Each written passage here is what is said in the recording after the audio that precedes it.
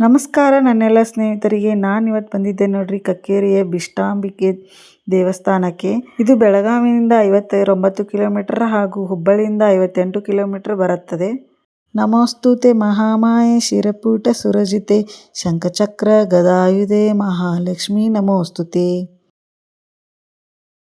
Friends, ಬಿಷ್ಟಾದೇವಿಯು ರಾಯಣ್ಣನ ಕನಸಿನಲ್ಲಿ ಬಂದು ರಾಯಣ್ಣನವರಿಗೆ ಖಡ್ಗವನ್ನು ನೀಡಿದರು ಎಂಬ ವಾಡಿಕೆ ಇದೆ. ಬಿಷ್ಟಾದೇವಿಯು ತುಂಬ ಸತ್ತುಳ ಹಾಗೂ ನಿಷ್ಠೆಯುಳ್ಳವಳಾಗಿದ್ದಾಳೆ. ಅದಕ್ಕಾಗಿ ಈ ಅಮ್ಮನ ದೇವಸ್ಥಾನಕ್ಕೆ ಹಲವು ಜನ ಭೇಟಿ ನೀಡಿ ತಮ್ಮ ಬೇಡಿಕೆಗಳನ್ನು ಈಡೇರಿಸಿಕೊಳ್ಳುತ್ತಾರೆ. ಬಿಷ್ಟಾಂಬೆ ದೇವಿಯು ಕಕ್ಕೇರಿಯಲ್ಲಿ ನೆಲೆಸಿದ್ದಾಳೆ.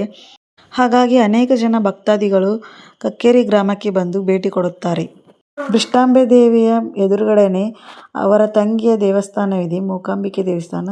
ಬಿಷ್ಟಾಂಬೆ ದೇವಿಯ ಅಕ್ಕನಾದರೆ ಮೂಕಾಂಬಿಕೆ ದೇವಿ ತಂಗಿ ಎಂಬ ವಾಡಿಕೆ ಇದೆ. ಹಾಗೆ ಫ್ರೆಂಡ್ಸ್, ನಾವು ಇಲ್ಲಿ ಬಂದು ತೀರ್ಥ ಎಲ್ಲ ತಗೊಂಡ್ವಿ.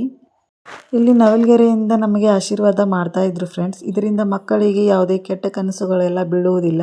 ಅಷ್ಟೇ ಅಲ್ಲದೆ ಇದರಿಂದ ಸಕಾರಾತ್ಮಕತೆ ಬರುತ್ತದೆ.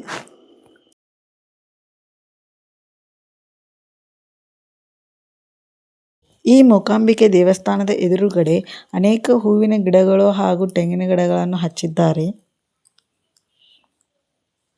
ನೋಡಲು ಅತಿ ಸುಂದರವಾಗಿದೆ ಈ ದೇವಸ್ಥಾನ ಅಂತೂ. ಸಾಯಂಕಾಲ ತುಂಬ ಚೆನ್ನಾಗಿ ಕಾಣ್ತಾ ಇತ್ತು. ಅಮ್ಮನವರಂತೂ ತುಂಬ ಚೆನ್ನಾಗಿ ಕಾಣ್ತಾ ಇದ್ರು. ಇಲ್ಲಿ ಅಮ್ಮನವರ ಫೋಟೋ ತೆಗೆದರೆ ಅದು ಕ್ಯಾಮ್ರಾದಲ್ಲಿ ಮೂಡುವುದಿಲ್ಲಂತೆ.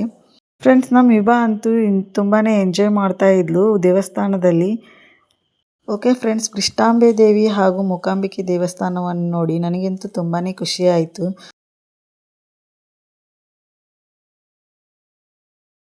ಐ ಹೋಪ್ ನಿಮಗೂ ಕೂಡ ಈ ವಿಡಿಯೋ ತುಂಬ ಇಷ್ಟ ಆಗಿದೆ ಅನ್ಕೋತೀನಿ. ಮತ್ತೆ ಸಿಗ್ತೀನಿ. ಬಾಯ್, ಸಿ ಯು, ಟೇಕ್ ಕೇರ್.